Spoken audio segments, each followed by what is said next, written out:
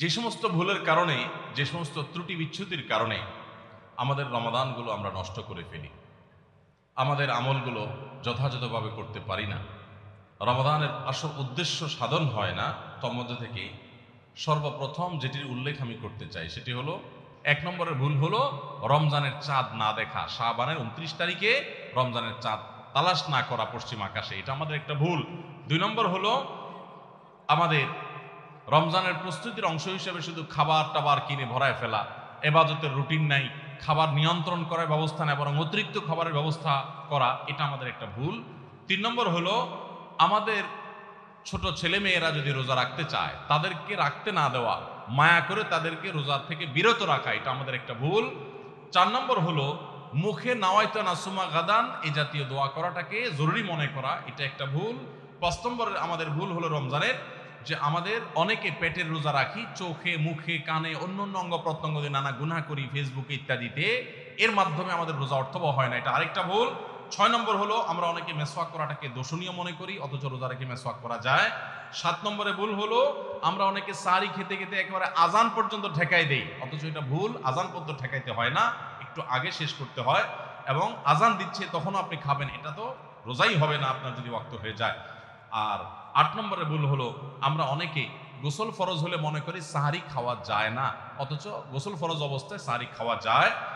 আর 9 নম্বরে ভুল হলো আমরা অনেকে সাহারি খেতে না পারলে ওই দিন রোজা রাখি না, অথচ সাহারি না খেতে পারলেও রোজা রাখা যায়। 10 নম্বরে ভুল হলো সাহারিতে খেজুর খাওয়া, এটা আমরা অনেকে জানি না যে খেজুর খাওয়া সুন্নাত, খাই না খেজুর আমরা, এটা একটা ভুল। 11 নম্বর ভুল হলো সাহারির সময় দোয়া কবুল হয় ভোর রাতে, এটা আমরা বেশিরভাগ মানুষ মিস করে ফেলি। 12 নম্বর ভুল হলো আমরা অনেকে মনে করি মুখের থুতু এটা গিলা যায় না রোজা অবস্থায়, জন্য ঘন ঘন থুতু ফেলি, এটা আরেকটা ভুল। 13 নম্বর ভুল হলো যে আমরা অনেকে ফজর নামাজের পরপরই রমজান মাসে শুয়ে পড়ি, একটু কমপক্ষে এশাক পর্যন্ত জেগে ইবাদতবন্দি করে তারপর ঘুমানো উচিত।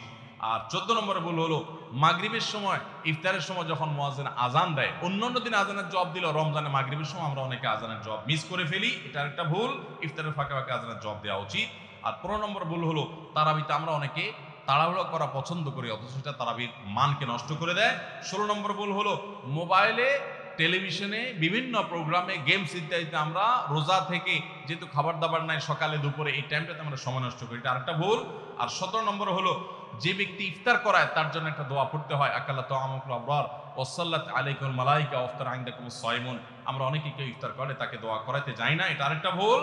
আর 18 নম্বর হলো রমজানের শেষ 10 দিনে নবী সাল্লাল্লাহু আলাইহি ওয়াসাল্লাম জীবনে কখনো, যত বছর তিনি বেঁচে ছিলেন প্রত্যেক বছর রমজানের শেষ 10 দিন তিনি মসজিদে ইতিকাফ করতেন। আমরা যে আমল নবী সাল্লাল্লাহু আলাইহি ওয়াসাল্লাম জীবনে এক বছরও ছাড়েন নাই, সে আমল বেশিরভাগ মানুষ জীবনে এক বছরও করি নাই। রমজানের আসল মজাই হলো ইতিকাফ, এটা আমরা বেশিরভাগ করি না, এটা একটা ভুল।